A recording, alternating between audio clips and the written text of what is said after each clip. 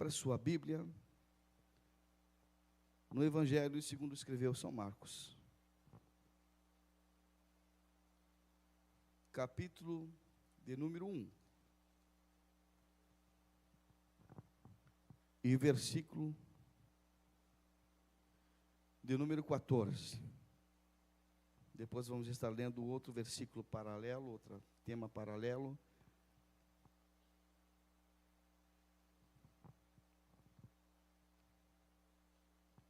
Amém? Diz assim a palavra do Senhor.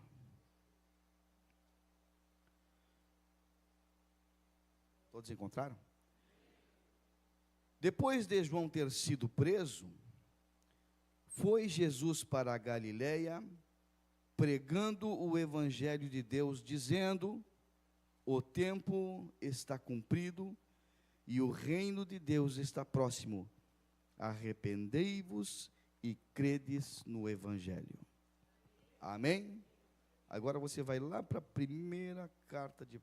segunda carta de Paulo aos Coríntios. Segunda carta de Paulo aos Coríntios, capítulo de número 4.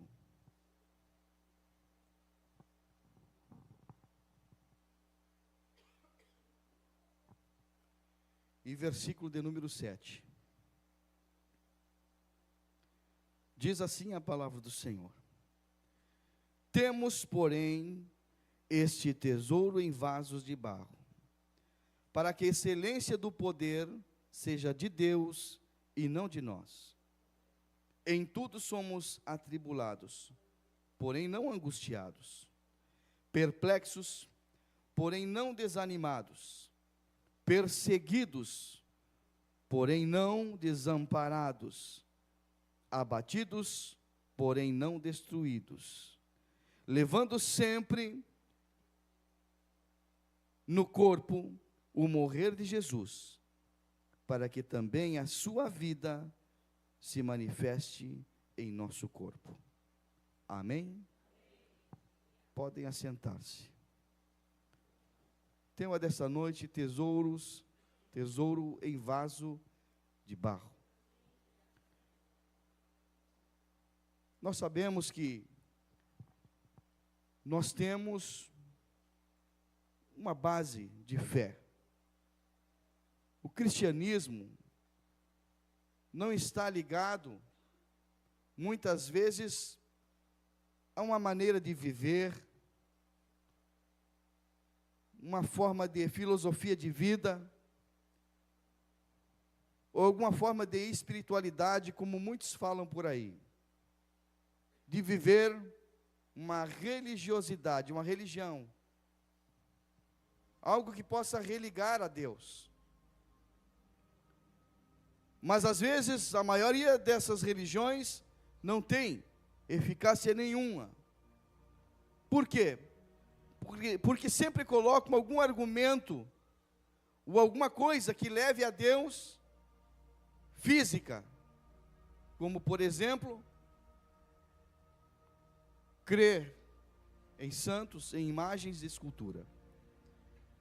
E uma das coisas que é abominada pelo Senhor, e é dito pela palavra do Senhor: não fareis nenhuma imagem de escultura.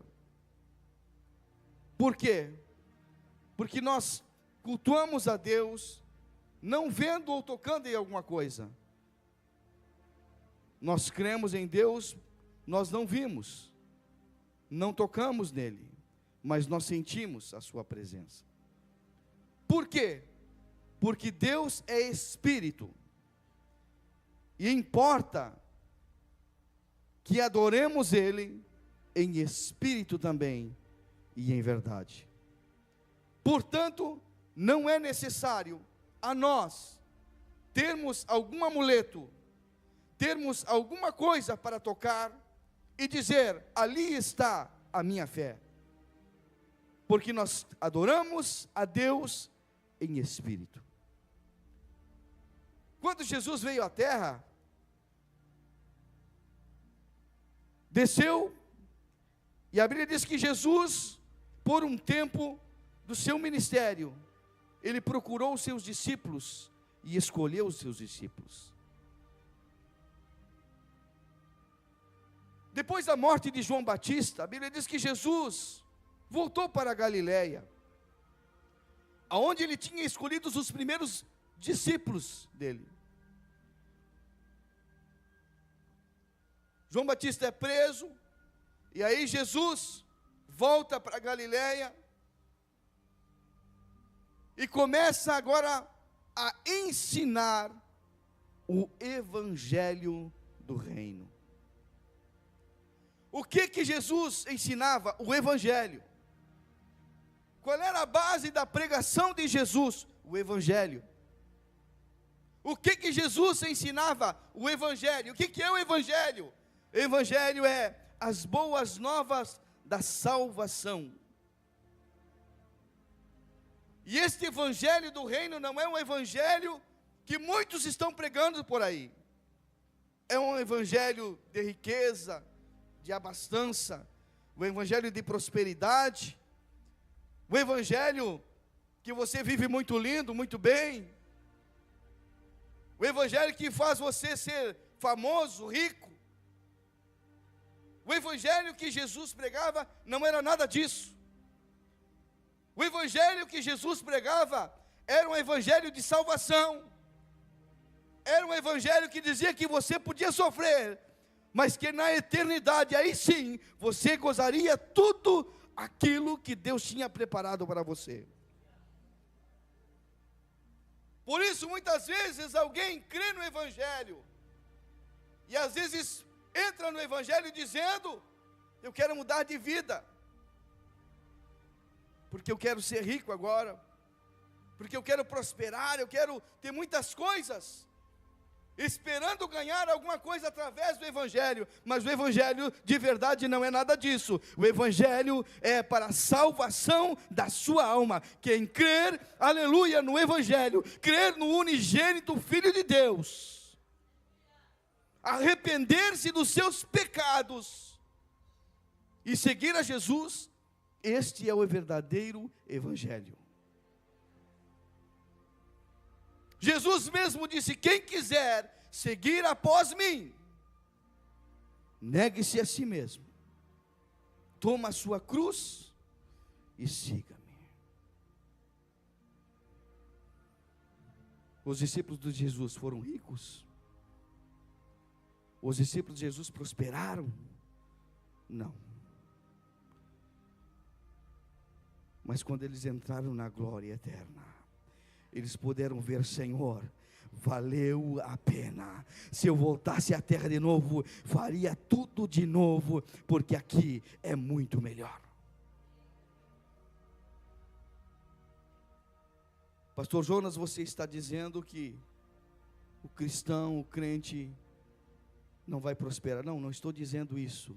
Eu estou dizendo que o Evangelho verdadeiro é isto.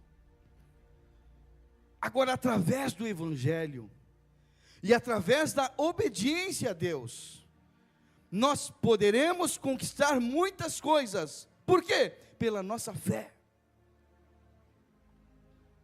pela nossa confiança em Deus, pela nossa perseverança e também pela nossa determinação aqui na terra. Você quer crescer na vida?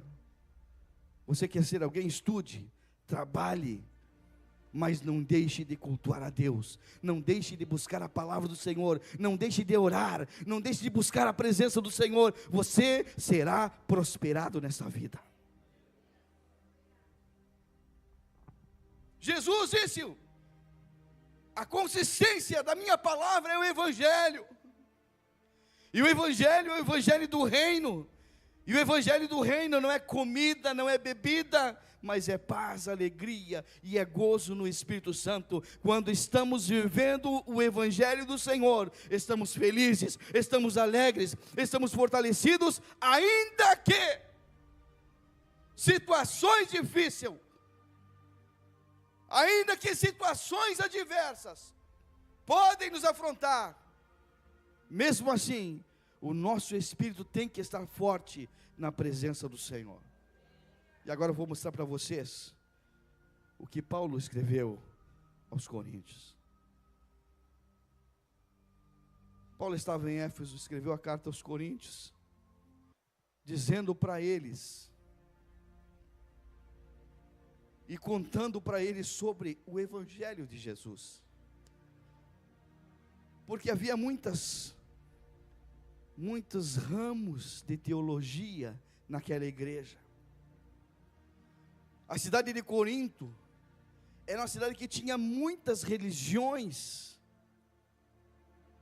Era uma cidade grandíssima, portuária, e que ali tinha muitas religiões, muitos pregando espiritismo, religiões, vamos supor que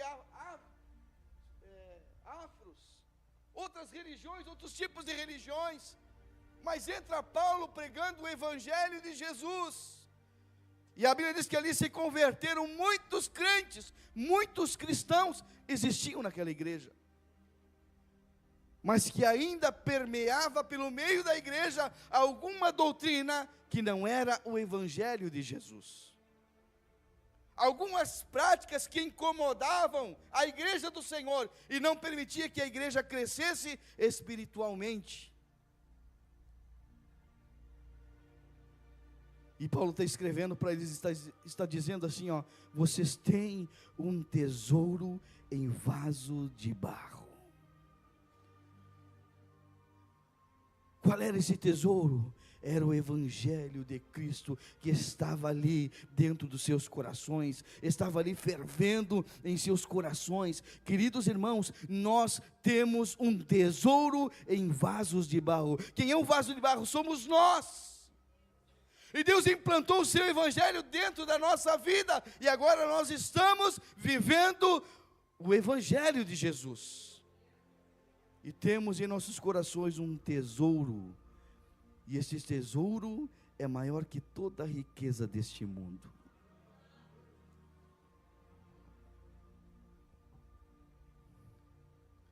A Bíblia diz que Pedro e João subiam para o templo, e nesse templo em Jerusalém tinha uma porta chamada Formosa, e todos os dias, às 3 horas da tarde, eles subiam, a hora nona, para orar no templo. E lá ia Paulo, Pedro e João, e eu disse que Pedro e João sobem na escada, e diante da porta chamada Formosa, que era uma porta toda de ouro maciço, que quando o sol do meio-dia batia naquela porta, resplandecia a luz em toda a cidade. Era uma porta lindíssima, precisava de 10 homens para abrir aquela porta, porque era muito pesada. Era uma porta linda, mas ali na beira daquela porta da anel tinha um homem coxo, aleijado, que todos os dias colocavam ele ali para pedir uma esmola. E a Bíblia diz que Pedro e João subiam, e aquele homem estende a mão para pedir uma esmola. E Pedro e João disseram: nós não temos prata, nem ouro para te dar. Aquele coração daquele homem apertou, porque ele esperava alguma coisa. Mas o que nós temos, isso nós podemos te dar. E que nós temos dentro de nós é o poder do Evangelho que Jesus nos deixou. O que temos dentro de nós é o poder do Espírito Santo que já habita dentro de nós. O que nós temos é o poder transformador do Evangelho em nossas vidas, que faz nós nos arrepender, ainda que pecamos, que faz ali nós dobrar nosso joelho e dizer: Senhor, eu preciso, aleluia, da comunhão contigo, eu não posso viver sem esta comunhão. Esse é o poder do Evangelho, que limpa, transforma e regenera a vida do homem. Eu não tenho prata, nós não temos ouro, mas o que nós temos, isso nós te damos, é o poder do Evangelho, aleluia, em nome de Jesus Cristo, o Nazareno. Levanta e anda, e aquele homem saltou. é o poder do Evangelho de Cristo Jesus. Será que estamos vivendo esse Evangelho ainda, queridos? Será que ainda nós estamos conseguindo viver este Evangelho? Que transforma, que limpa, que regenera, que convence o homem do seu pecado. Por mais duro que seja uma transformação, esse homem se convence do seu pecado. E Deus transforma a sua vida. Este é o Evangelho de Jesus. E aí Paulo está dizendo: temos esse tesouro em vasos de barro, para que a excelência deste poder do Evangelho seja de Deus e não de nós.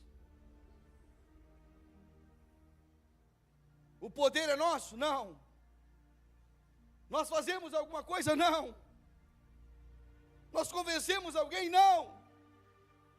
Mas o poder do Evangelho, sim. O Espírito Santo convence. O Espírito Santo transforma.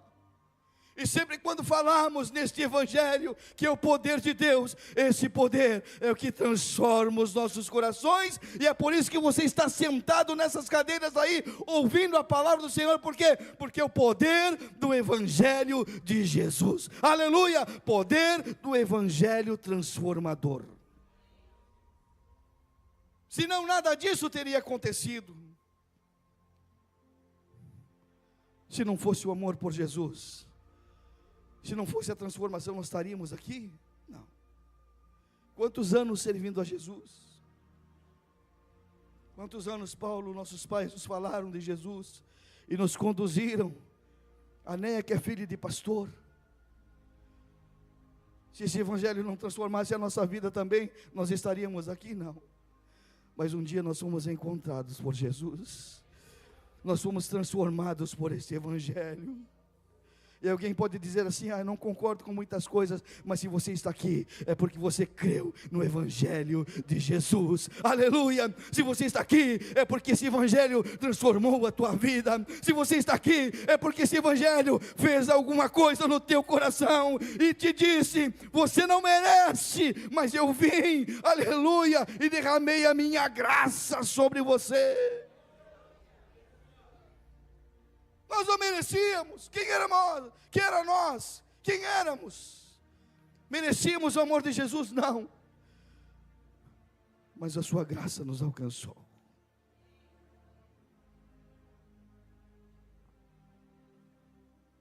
Pastor Jonas, se eu creio no Evangelho e aceito Jesus, eu não vou sofrer mais? Vai continuar sofrendo também. O apóstolo Paulo vai dizer assim: em tudo somos. Em tudo somos. É como cada dia o inimigo vem, como diz aquela música, o pecado vem, me chama. Paulo diz assim: ele vem todos os dias, me esbofeteia. Todos os dias eu tenho que matar a minha carne. Todos os dias eu tenho que conduzir minha fé de novo. Todos os dias eu tenho que aprender a confiar no Senhor de novo. Todos os dias eu tenho que dizer: Senhor, eu vivo na tua dependência de novo. Todos os dias nós olhamos e dizemos: Senhor, mais um dia. E para muitos aqui, mais um dia de aflição, mais um dia de briga, mais um dia de batalha.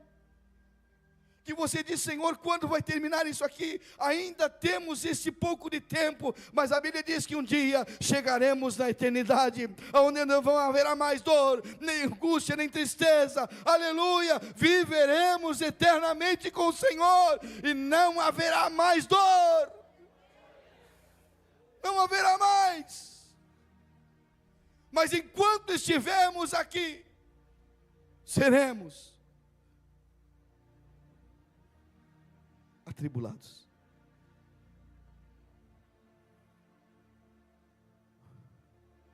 Jesus disse: no mundo tereis, São João 14, no mundo tereis aflições.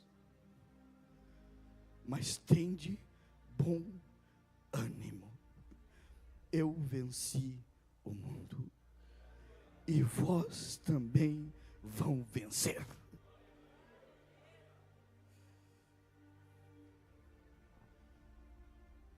Depois da morte de Moisés, Josué assume o povo de Israel. E naquele assumir o povo de Israel, a Bíblia diz que ele sentiu o peso. Ele viu a responsabilidade de conduzir um povo para entrar na terra prometida. E ele disse: Senhor, eu não vou conseguir. Ele falou com Deus, certamente, ele disse: Senhor, é muita coisa. Agora que eu estou vendo o que Moisés carregava. Às vezes colocam algum fardo para nós, né, Garcia? E a gente pensa: eu não vou conseguir isso. Porque achamos que é a nossa força, que é o nosso conhecimento, que é o nosso querer. Daniel, quantas vezes tu levanta assim: será que eu vou conseguir o dia de hoje? Você chega até o final dele no dia, você conseguiu vencer.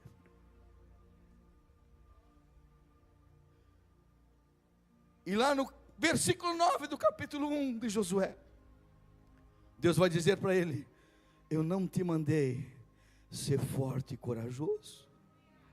Não temas, porque eu estou contigo. Eu te esforço, eu te animo, aleluia. E tu vai vencer, aleluia. Eu sou aquele que te esforça e te animo, aleluia. E quando ele ouve esta palavra do Senhor, algo vem dar um ânimo para ele e dá um respiro, e ele diz: eu irei conseguir, porque Deus está comigo. Atribulados, mas não angustiados. A tribulação vem. Às vezes se levanta, da onde tu não espera, a tribulação salta, e aí você se sente acuado. Porém não angustiados, porque sempre Deus estará do teu lado para te socorrer. Paulo vai dizer mais: perplexos. Vai chegar um dia que vai chegar a perplexibilidade na tua vida. Você vai chegar e vai dizer assim: ó, meu Deus, o que é isso? O que aconteceu? Hoje nós vivemos um mundo perplexo, porque todos os dias surge uma notícia, surge algo que a gente fica perplexo, apavorados. O que será? Mas Paulo vai dizer: você pode estar perplexo, porém não desanimado. E o desânimo é algo que ataca a vida do crente. Quando nós não vemos as coisas acontecerem, quando a gente chega no final do mês e não vemos os números, né, Garcia, que trabalha com número,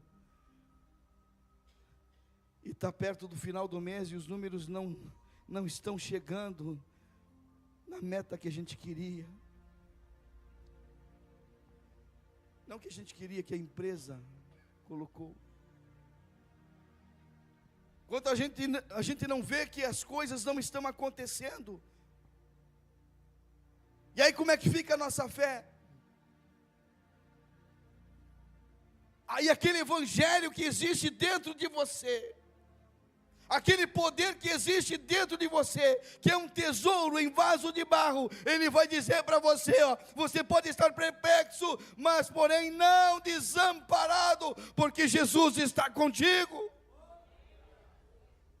Cristo está conosco.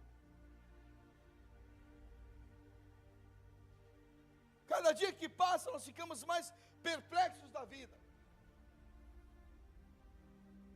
E a gente olha para o horizonte e diz: não vê melhora.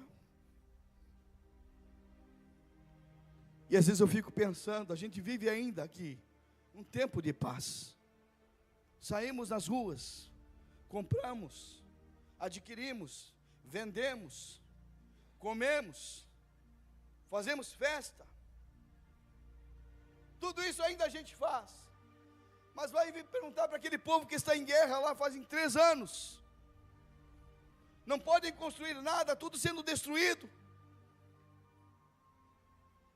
E ainda tem alguém que, se você entrevistar ele, diz assim: aí eu ainda tenho esperança, aleluia. E a gente fica aqui, aleluia, olhando e dizendo: mas como é que pode ter esperança? Porque alguma coisa de Deus tem na sua vida, aleluia. Perplexos, mas não desamparados.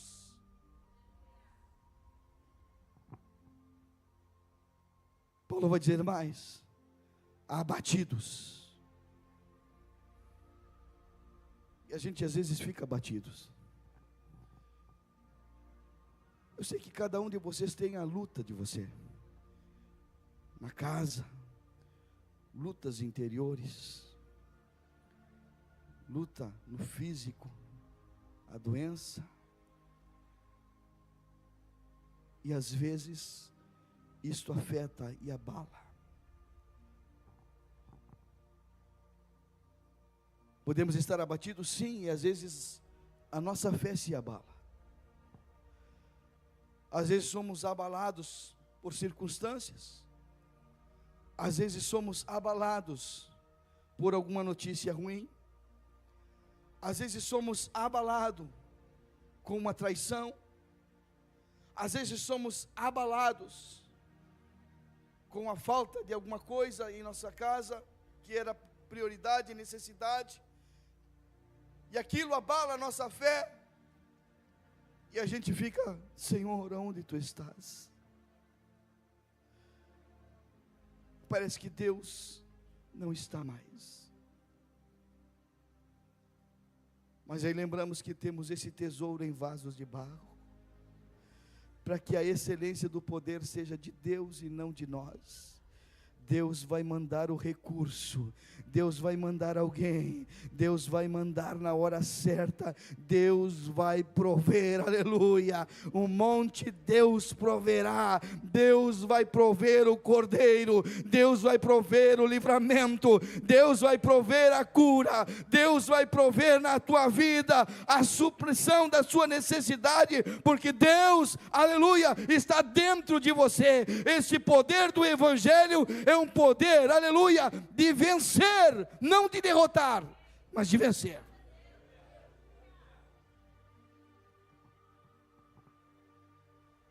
Abatidos, mas não destruídos. Aleluia. Nós não estamos destruídos, queridos. Nós não estamos destruídos. Eu sei que às vezes a nossa fé fica abalada. Às vezes a nossa estrutura fica abalada. Mas jamais nós podemos negar a eficácia da nossa fé. Dizemos: Senhor, Tu estás comigo, Tu é meu escudo, Tu é o meu abrigo, Tu é o meu esconderijo, aleluia. Davi estava cercado, aleluia, pelos inimigos, queriam matá-lo, mas ele sai para fora da caverna e olha: ah, Senhor, elevo os meus olhos para os montes, de onde me virá o socorro? O meu socorro vem do Senhor, que fez os céus e a terra. O teu socorro virá do Senhor, que fez os céus e a terra. Não fique abalado, não fique perplexo, não fique atribulado, não fique abatido. O teu socorro vem do Senhor. Aleluia.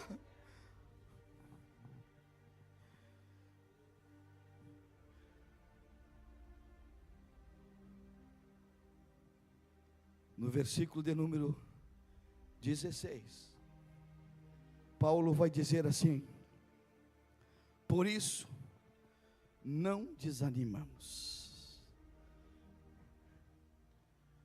Não desanimamos. Não desanimamos. Eu não sei porque Deus me deu essa palavra essa noite. Mas eu sinto aqui que o Espírito Santo está me dizendo. Muitas pessoas desanimadas aqui. Um monstro chamado desânimo tem abatido muitas pessoas. E penso até em abandonar a fé. Por causa da falta de resposta de Deus. Mas não desanimes. A resposta está aí. Sempre quando murmuramos, a resposta do Senhor vai embora. Às vezes, Deus tem um escape. A bênção está ali. É só pegarmos. Por que que o povo de Israel não entrou na terra prometida?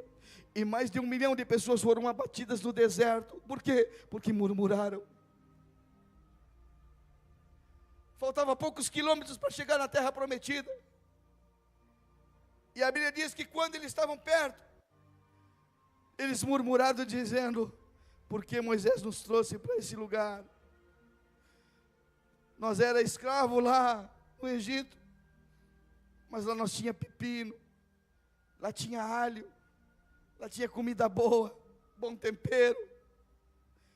Mas nós era escravo, mas nós queríamos estar lá. E cada vez que o povo murmurava, mais volta eles davam e não entravam na terra prometida. Até que chegou um dia que Deus falou para Moisés: Moisés, de 40 anos para cima, vou eliminar todos eles. Eu vou deixar somente aqueles que nasceram no deserto, que eram pequenininhos, e que estão acreditando na minha palavra. E tu, Moisés, tu não vai entrar também, mas eu vou te mostrar. Deus leva Moisés para o monte. Olha lá, Moisés, olha o povo ali, olha a terra de Canaã ali, eles estão quase chegando lá, mas tu morre aqui. E ele disse que ali Moisés morreu, e Deus mesmo o sepultou. Às vezes estamos perto da nossa bênção, estamos perto da vitória e da conquista que tanto desejamos e que tanto oramos, mas pelas nossas murmurações, e por dizer: Senhor, por que tu fizeste isso? Senhor, por que tu permitiu isso, Senhor? E às vezes nós murmuramos e ao mesmo tempo a gente diz: Senhor, tudo está nas tuas mãos. Por quê? Porque nós somos humanos, somos falhos, fracos. E Jesus Cristo também, na forma de homem, quase entregou os pontos. O próprio Cristo Jesus, quando ele estava na terra, ele quase entregou tudo, dizendo: Senhor, meu Deus, meu Pai, se possível, passa de mim este cálice. Ele mesmo não estava aguentando como ser humano a luta que ele estava passando. Ele estava enxergando o Calvário, enxergando o sacrifício que ele ia pagar por nós. E ele viu que era muito doloroso.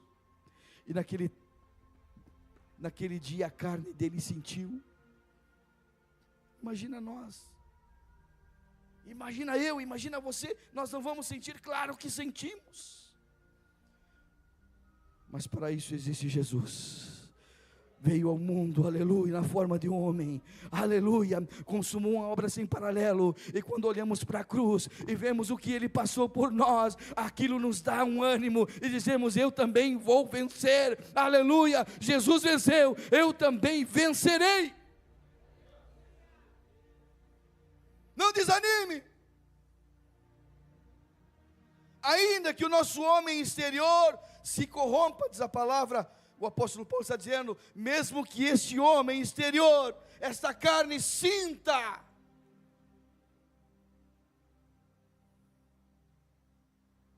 essa carne sente tristeza, sente angústia, sente a tribulação, sente Sente abatimento? Sente.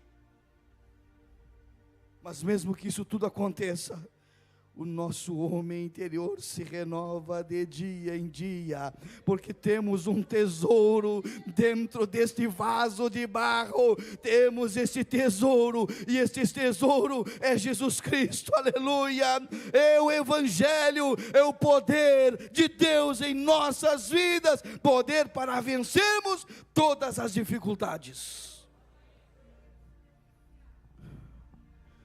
Quando cremos na palavra, saímos como gigantes. Aleluia. Na comparação, Davi não podia guerrear com Golias. Olhando, não tinha como. Golias ia dar só um sopro e ele ia se sumir. Mas quando ele disse: olha, esse gigante incircunciso está afrontando não a mim, mas está afrontando ao Deus dos exércitos. E é no nome do Senhor dos exércitos que eu vou derrubá-lo, aleluia. E é no nome do Senhor dos exércitos que eu digo para você essa noite: essa luta que parece para ti tão grande, tão gigante, tão violenta, que veio contra a tua vida, essa noite está caindo por terra no poder do nome de Jesus. Isso que está te afligindo tanto o teu coração, e que você está apertando ele, aleluia, essa noite é a noite de chorar aos pés de Jesus, porque o livramento, o escape está chegando agora na tua vida, aleluia. Deus manda te dizer: o escape está chegando.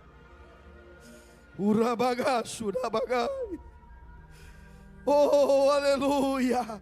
Que gigante tem afrontado a tua vida, que tribulação tem afetado tanto ela, que você não está mais crendo em Jesus.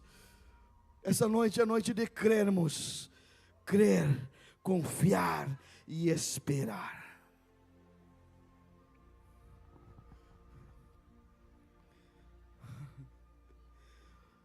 Lá em Lamentações de Jeremias, tem um versículo que eu amo, está no capítulo 3.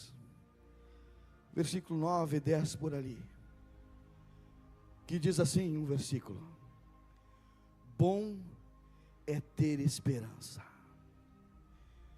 e aguardar a salvação do Senhor. Vocês viram esse versículo? Bom é ter esperança e aguardar em silêncio a salvação do Senhor.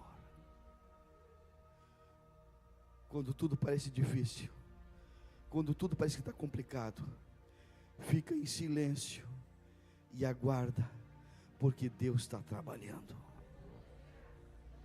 E essa noite Deus está trabalhando na tua vida.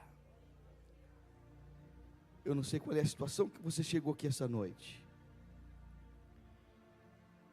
mas se esse poder do Evangelho está na tua vida, e está dentro desse vaso de barro que é a tua vida, você pode confiar que o livramento do Senhor vai chegar. Vai. Por muitas vezes, irmãos, eu fui atribulado. Por muitas vezes eu fui angustiado. Por muitas vezes eu fiquei abatido, não sei quantas, muitas. Mas eu nunca deixei de confiar no Senhor. Eu nunca disse: Senhor, eu não vou te servir mais. Eu nunca disse: eu vou abandonar minha fé jamais. Porque sei que, embora as dificuldades que nós vivemos hoje, nas nossas circunstâncias da vida aqui na terra, eu não vivo por este mundo, eu vivo por algo muito maior. E esse algo maior está na eternidade com o Senhor. Eu sempre cito isso, Paulo diz isto: se esperarmos em Deus somente para esta vida, seremos os mais miseráveis dentre os homens. Nós estamos aqui, mas o plano nosso não é este, o nosso plano é celestial. Aleluia! O nosso plano é celestial, porque aqui nós não podemos confiar em ninguém mais. nem na justiça, nem nos governos, em nada mais, porque todos são mentirosos. E a Bíblia diz que a justiça do homem é como o trapo da imundícia, mas a de Deus, Deus tem uma balança. Aleluia! E a balança do Senhor, ela é justa. Por isso que às vezes a gente diz assim: Deus é tão mau assim. Não, Deus não é mau, Deus não é ruim, Deus é justo. E às vezes essa justiça nos causa dor, mas é para um bem maior. Que essa noite nós possamos ser revigorados, não desanimados, porque mesmo que o nosso homem exterior se corrompa, o nosso homem interior se renova dia a dia.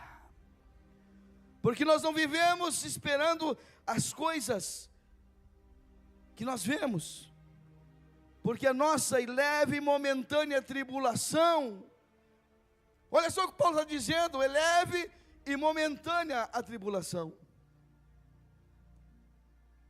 Todo mundo diz: a tormenta dura uma noite inteira. Não. Às vezes ela é bem rapidinha, 10 minutos, 15 minutos, e faz um estrago tão grande.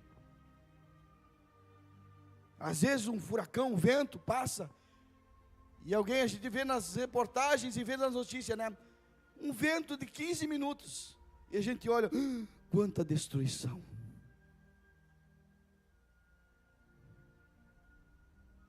Paulo está dizendo assim, sabia que a tribulação que você enfrenta é leve e momentânea? Ela não vai durar para sempre, ela vai passar.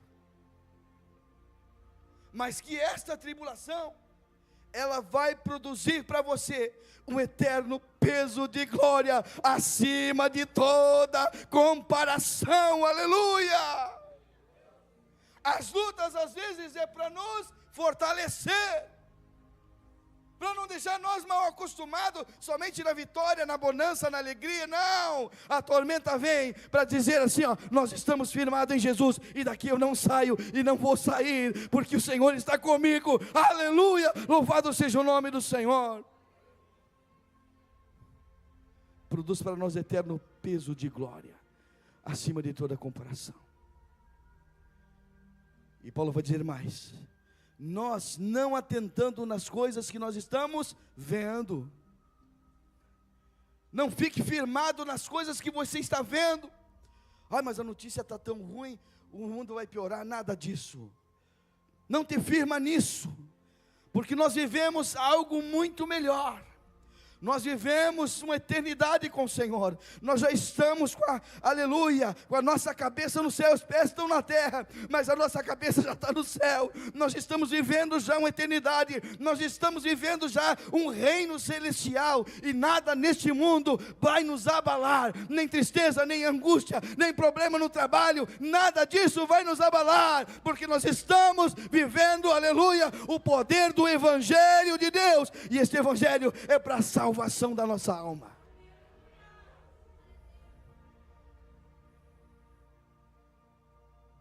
Esse é o poder, esse é o tesouro que habita dentro de nós, o poder do Evangelho, que regenera, que transforma, que nos limpa e nos capacita. Não atentando nós para as coisas que se veem, para as que não se veem, porque as que se veem são temporais, mas as que não se veem são eternas.